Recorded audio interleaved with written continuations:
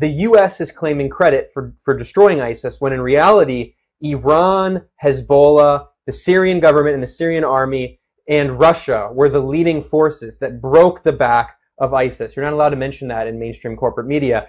And what's not even less acknowledged, basically never acknowledged in mainstream corporate media, and this is a point we really need to stress, is that from day one, from the rise of ISIS, the U.S. and its allies saw ISIS as a convenient tool and didn't necessarily, they were, let's put it this way, this is putting it mildly, they were in no rush to defeat ISIS. And there were different conflicts. Saudi Arabia and Qatar, we now know, supported ISIS along with Turkey. And I'm going to cut to an article here that I wrote back when I was actually at Salon, and this was in 2016.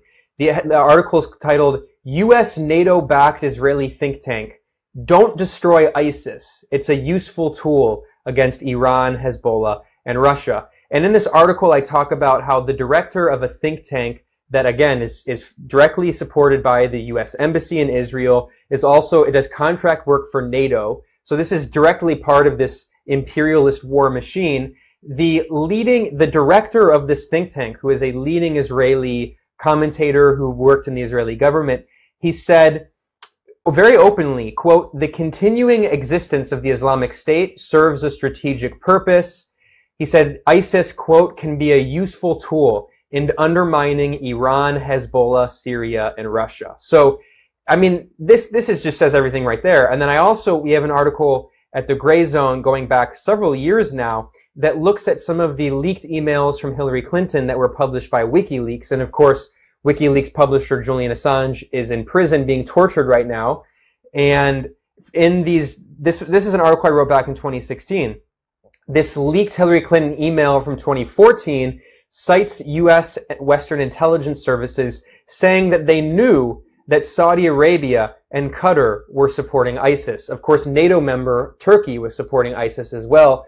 So this gets back to the fact that the U.S. has tried to rewrite this history of the Syrian war, which, if you follow our work at the Gray Zone, if you've read Max's book, The Management of Savagery, if you've listened to Rania's podcast, you might know, of course, that these Western governments and their proxies like Saudi Arabia, of Israel, of course, they all supported these Salafi jihadi so-called rebel groups inside Syria. And meanwhile, the boogeymen that we're supposed to believe are going to attack us, Bill de Blasio, the fake progressive New York City mayor, went on Twitter and said that we've deployed the NYPD to strategic areas to protect us from the Iranian threat. Iran has never intentionally targeted a U.S. civilian, especially on U.S. territory. That is so insane.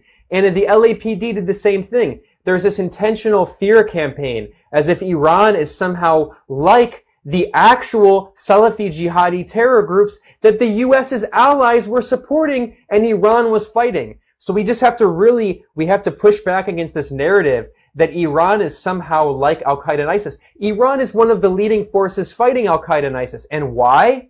It's because the majority of Iranians are Shia, and if you know anything about Al-Qaeda and ISIS, anything about these Salafi jihadi groups that are influenced by the extremist Wahhabi form of Saudi regime-sponsored Islam, these are extremist Sunni Muslims. The majority of Sunni Muslims in the world are not extremists, but they are extremist Sunnis who see other forms of Islam as apostasy. And especially the people they hate the most in the entire world are Shia.